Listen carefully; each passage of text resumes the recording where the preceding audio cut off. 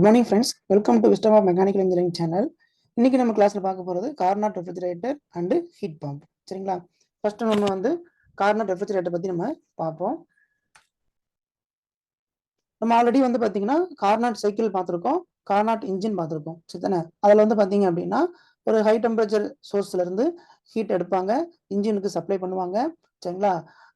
இன்ஜின்ல இருந்து நமக்கு work output வந்து கிடைக்கும். அதுக்கப்புறம் வந்து Q2ங்கிற ஹீட் வந்து சிங்குக்கு வந்து ரிஜெக்ட் ஆகும். சரிதானே? இது வந்து பாத்தீங்கன்னா கார்னாட் ஹீட் இன்ஜின்ஸ் நம்ம பார்த்திருப்போம். சரிங்களா? அது கார்னாட் சைக்கிள். இதே வந்து நம்ம வந்து சைக்கிளை வந்து ரிவர்ஸ் பண்றோம். சரிங்களா? இப்போ வந்து ஹை டெம்பரேச்சர்ல இருந்து ஹீட் எடுத்து லோ டெம்பரேச்சர் அனுப்பி விட்டோம் இல்லையா? இப்போ ரிவர்ஸ் அப்படின்னா லோ டெம்பரேச்சர் பாடியில இருந்து ஹீட் எடுத்து ஒர்க் பண்ணி ஹை டெம்பரேச்சர் பாடிக்கு வந்து அனுப்புறதா வந்து ரிவர்ஸ். சரிங்களா? அப்போ கார்னாட் ரெஃப்ரிஜரேட்டரும் ஹீட் பம்பும் ரிவர்ஸ் கார்னாட் சைக்கிளை பேஸ் பண்ணி ஒர்க் ஆகுது. சரிங்களா? இங்க வந்து பாத்தீங்க அப்படின்னா இந்த டயக்ராம் பாருங்க.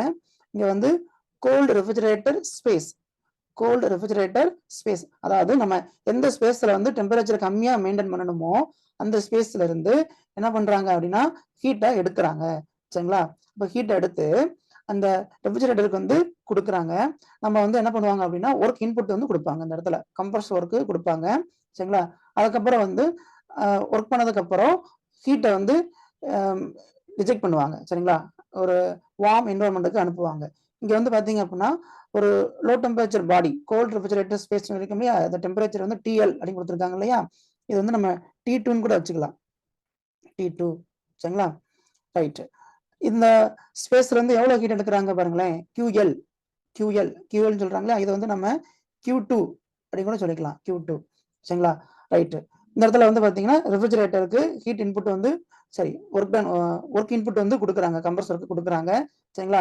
ஆஃப்டர் தட் எவ்வளவு ஹீட் வந்து வார்ம் என்வரன்மெண்ட்டுக்கு ரிஜெக்ட் ஆகுது அப்படின்னா QH அப்படின்னு கொடுத்துருக்காங்களா, இது வந்து நம்ம Q1 அப்படின்னு கூட எழுதலாம். சரிங்களா? Q1. ஓகே. அப்போ இந்த வார்ம் என்வரன்மெண்ட் டெம்பரேச்சர் வந்து பாத்தீங்கன்னா நம்ம T1 அப்படின்னு வச்சுக்கலாம். சரிங்களா? இந்த இடத்துல வந்து பாத்தீங்கன்னா நமக்கு எது அவுட்புட் அப்படின்னு பார்க்கும்போது இந்த கோல்டு ஸ்பேஸ்ல இருந்து எடுத்துருக்கோம் பாத்தீங்களா ஹீட், இதுதான் வந்து நமக்கு டிசைட் அவுட்புட், தேவையான அவுட்புட். சரிங்களா? அப்போ நம்ம வந்து பாத்தீங்கன்னா இந்த ரெஃப்ரிஜரேட்டருக்கு வந்து பாத்தீங்கன்னா ஒர்க் இன்புட் நம்ம கொடுத்துருக்கோம், எவ்வளவு வந்து பெர்ஃபார்மன்ஸ் கிடைக்கும் அப்படிங்கிறத நம்ம அப்சர்வ் பண்ணலாம். அதை வந்து பாத்தீங்கன்னா கோஎஃபிஷியன்ட் ஆஃப் பெர்ஃபார்மன்ஸ். சரிங்களா? இங்க வந்து ரெஃப்ரிஜரேட்டருக்கு வந்து பாத்தீங்கன்னா அவுட்புட் பை இன்புட், அவுட்புட் வந்து பாத்தீங்கன்னா இந்த கோல்டு ஸ்பேஸ்ல இருந்து எவ்வளவு ஹீட் நம்ம எடுத்திருக்கோம் அதை வந்து QL அப்படி கொடுத்துருக்கோம், அதை Q2 கூட எழுதிக்கலாம், divided by work net work done. அப்போ வந்து நெட்வொர்க் வந்து எவ்வளவு எதுக்கு ஈக்குவலா இருக்கும், இங்க வந்து பாத்தீங்கன்னா QH மைனஸ் QLக்கு ஈக்குவலா இருக்கும், அல்லது Q1 மைனஸ் Q2க்கு ஈக்குவலா இருக்கும். சரிங்களா? ரைட். ஓகே. அப்போ இந்த COP வந்து நம்ம எப்படி எழுதலாம் அப்படின்னு பாத்தீங்கன்னா Q2 by Q1 minus Q2 அப்படின்னு எழுதலாம். சரிங்களா? Q2ங்கிறது நம்ம எடுத்துக்கிற ஹீட். சரிங்களா? Q1 minus Q2ங்கிறது work input. அப்போ Q2 பை ஒர்க் இன்புட் அப்படின்னு எழுதலாம். இதே வந்து நம்ம டெம்பரேச்சர் எழுதணும் அப்படின்னா T2 by T1 minus T2 இப்படி எழுதலாம், அல்லது TL divide by TH minus TL இப்படி எழுதலாம். இந்த இடத்துல Lங்கிறது லோ டெம்பரேச்சர் பாடி, Hங்கிறது ஹை டெம்பரேச்சர் பாடி, அவ்வளவுதான். சரிங்களா? அப்போ T2ங்கிறது லோ டெம்பரேச்சர் பாடியோட டெம்பரேச்சர், T1ங்கிறது ஹை டெம்பரேச்சர் பாடியோட டெம்பரேச்சர். சரிங்களா? அப்போ இது ஒரு ஃபார்முலா இருக்கு, இது ஒரு ஃபார்முலா இருக்கு, நான் வச்சுக்கோங்க. சரிங்களா? COPனா ஃபுல் ஃபார்ம் என்ன, கோஎஃபிஷியன்ட் ஆஃப் பெர்ஃபார்மன்ஸ். சரிங்களா? அப்போ ரெஃப்ரிஜரேட்டர்னா ஃபார்முலா, 2 ஃபார்முலா இருக்கு. சரிங்களா? அது போக மெயினான ஃபார்முலா இங்க ஒன்று இருக்கு, பாத்துக்கோங்க. சரிங்களா? ரைட். அப்போ கார்னாட் ரெஃப்ரிஜரேட்டர் இருக்கு பாத்தீங்களா, இதோட COP வந்து பாத்தீங்கன்னா கிரேட்டர் தென் 1 இருக்கும். இதை நோட் பண்ணிக்கணும் நீங்க. சரிங்களா? ஆனா இந்த vapour compression, vapour absorption Carnot cycle இல்லாம மீதி இருக்கும். சரிங்களா? அதுல வந்து பாத்தீங்கன்னா வேப்பர் கம்ப்ரஷன் சைக்கிளுக்கு வந்து COP வந்து கிரேட்டர் தென் 1 இருக்கும். ஆனா வேப்பர் அப்சார்ப்ஷன் சைக்கிளுக்கு வந்து COP வந்து லெஸ் தென் 1 இருக்கும். சரிங்களா? அங்க வந்து கிரேட்டர் தென் 1 போட்டிருக்கிறது வந்து கார்னாட் சைக்கிள், ரிவர்சல் கார்னாட் சைக்கிளை ஃபாலோ பண்ற மிஷின்ஸ் மட்டும்தான் கிரேட்டர் தென் 1 இருக்கும் அப்படின்னு நான் அந்த இடத்த சொல்ல வரேன். சரிங்களா? ரைட். அடுத்து வந்து நம்ம கார்னாட் ஹீட் பம்ப் பார்க்கறோம். சரிங்களா? அப்போ ஹீட் பம்ப் பொறுத்த வரைக்கும் பாருங்களேன், a device that transfer heat from low temperature medium to high temperature 1 is the heat pump அப்படின்னு கொடுத்துருக்காங்க. இதுவும் வந்து பாத்தீங்கன்னா ரிவர்ஸ்டு கார்னாட் சைக்கிள் தான் ஃபாலோ பண்ணுது. இந்த இடத்துல ரெண்டுமே ஒரே சைக்கிள் தான், ரெஃப்ரிஜரேட்டரும் ஹீட் பம்ப் ஒரே சைக்கிள் தான். எது அவுட்புட் அப்படிங்கறத பொறுத்து தான் மாறும். சரிங்களா? இங்க பாருங்களேன், கோல்டு என்வரான்மெண்ட்ல இருந்து ஹீட் எடுக்கிறாங்க, கோல்டு என்வரான்மெண்ட்ல இருந்து நமக்கு ஹீட் எடுக்கிறாங்க. சரிங்களா? அப்போ ஹீட் பம்புக்கு கொடுக்குறாங்க, ஒர்க் இன்புட் கொடுக்குறோம். சரிங்களா? அப்போ என்ன ஆகும் பாருங்களேன், கம்ப்ரஸ் பண்ணி கொஞ்சம் ஹீட் வந்து அதிகமாயிருமா, வெளில வரும்போது அதிகமாயிரும், இந்த QH அப்படிங்க அதிகமாயிரும். இந்த இன்க்ரீஸ்டு ஹீட்டை தான் வந்து பார்த்தீங்கன்னா, இந்த குவான்டிட்டி ஆஃப் ஹீட்டை தான் வந்து பார்த்தீங்கன்னா இந்த வார்ம் ஹீட்டட் ஸ்பேஸுக்கு அனுப்புறாங்க. சரிங்களா? அப்போ இந்த இடத்துல வந்து நமக்கு டிசைர்ட் அவுட்புட் வந்து என்ன பார்த்தீங்கன்னா, இந்த வார்ம் ஹீட்டட் ஸ்பேஸுக்கு அனுப்புறோம் இல்லையா, அந்த ஹீட்டை தான் வந்து பார்த்தீங்கன்னா டிசைர்ட் அவுட்புட். சரிங்களா? ரெஃப்ரிஜரேட்டரை பொறுத்த வரைக்கும் இந்த கோல்டு என்வரான்மெண்ட்ல இருந்து எடுத்த ஹீட் தான் வந்து நமக்கு டிசைட் அவுட்புட்டா இருக்கும். ஆனா இந்த இடத்துல வந்து இந்த வார்ம் ஹீட்டட் ஸ்பேஸுக்கு வந்து நம்ம அனுப்பியிருக்கோம் பார்த்தீங்களா, அந்த ஹீட் தான் டிசைட் அவுட்புட். அதான் இது தான் வித்தியாசம் நமக்கு. சரிங்களா? அப்போ டிசைட் அவுட்புட் இதோட by heat required input equal to QH by work done, net work done. சரிங்களா? ஓகேவா? அப்போ ஃபார்முலா வந்து நமக்கு எப்படி மாறும் அப்படின்னு பார்த்தீங்கன்னா, ஹீட் பம்புக்கு வந்து Q1 by Q1 minus Q2 அப்படின்னு மாறும். சரிங்களா? இந்த இடத்துல வந்து பார்த்தீங்கன்னா Q1 is equal to W plus Q2. சரிங்களா? Q1 equal to W plus Q2. இந்த Q2ங்கிறது அந்த கோல்டு என்வரான்மெண்ட்ல இருந்து எடுத்த ஹீட், Wங்கிறது ஒர்க் இன்புட். சரிங்களா? ஒர்க் இன்புட் அப்படின்னு கூட்டினாதான் அது Q1க்கு ஈக்குவலா இருக்கும். இந்த Q1ங்கிற ஹீட்டை தான் என்ன பண்ணுவாங்க, அந்த வார்ம் ஸ்பேஸுக்கு வந்து அனுப்புவாங்க. சரிங்களா? இதே டெம்பரேச்சர் எழுதணும் அப்படின்னா T1 by T1 minus T2. சரிங்களா? இந்த ஃபார்முலாவை ரிட்டர்ன் பண்றேன் பாருங்களேன், இந்த T1 கீழே கொண்டு வந்துடுறேன். அப்போ T1 minus T2 divide by T1 வருமா?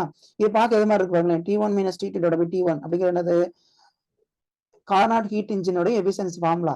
கரெக்டானே? கார்னாட் ஹீட் இன்ஜினோடைய எஃபிஷியன்சி ஃபார்முலா. அப்போ COP of heat pump is equal to 1 by efficiency of Carnot engine. இது ரொம்ப முக்கியம். சரிங்களா? சம்டைம் என்ன பண்ணுவாங்கன்னா, கார்னாட் இன்ஜினோட எஃபிஷியன்சி கொடுத்துட்டு ஹீட் பம்போடைய இது கேட்பாங்க, COP கேட்பாங்க. சரிங்களா? அப்ப இந்த ரிலேஷனை வச்சு நீங்க கண்டுபிடிச்சிக்கலாம். ஓகேவா? அடுத்து இந்த same COP of heat pump T1 by T1 minus T2 இதை வந்து இப்படி எழுதலாம், 1 plus T2 by T1 minus T2 இப்படி எழுதலாம். நீங்க பாருங்க, எல்சிஎம் எடுத்தீங்கன்னா மறுபடியும் இதே வந்துடும், T1 by T1 minus T2 வந்துடும். அப்போ இந்த பக்கம் பாருங்களேன், இந்த T2 by T1 minus T2 அப்படிங்கிறது பாருங்க எதோடைய COP, எஸ் கார்னாட் ரெஃப்ரிஜரேட்டருடைய COP. சரிதானே? அப்போ COP of heat pump equal to 1 plus COP of refrigerator. இந்த ரிலேஷன் முக்கியம், அடிக்கடி கேட்பாங்க எக்ஸாம்ல, ஞாபகம் வச்சுக்கோங்க. சரிங்களா? அப்போ இதுல இருந்து என்ன தெரியுது பாருங்களேன், COP of heat pump always greater than COP of refrigerator. புரியுதா உங்களுக்கு? அப்போ COP அந்த இடத்துல வந்து பாத்தீங்கன்னா நம்ம ரெண்டு டிஸ்கஸ் பண்ணியிருக்கோம். ஒன்னு வந்து கார்னாட் ரெஃப்ரிஜரேட்டர், இன்னொன்று வந்து கார்னாட் ஹீட் பம்ப். சரிங்களா? உங்களுக்கு புரிஞ்சிருக்கும்னு நினைக்கிறேன். ரைட்? இப்போ நம்ம வந்து சம் சால்வ் பண்ணுவோம் வாங்க.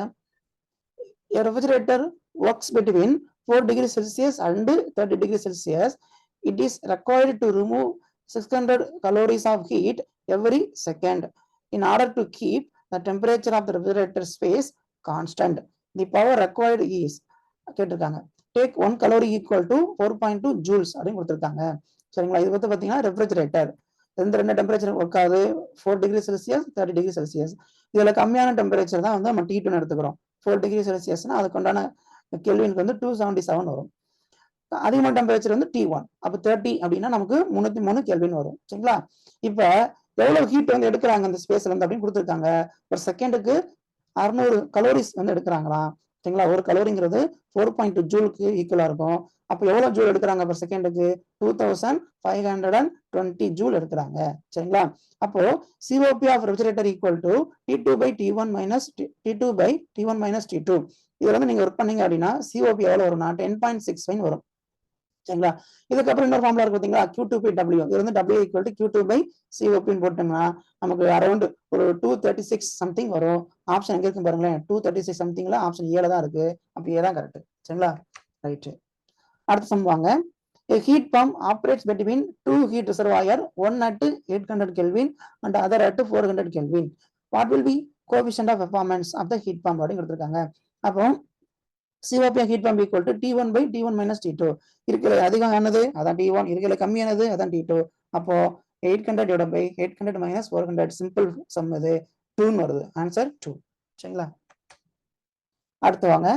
The coefficient of performance of heat pump working on reversed Carnot cycle is 6.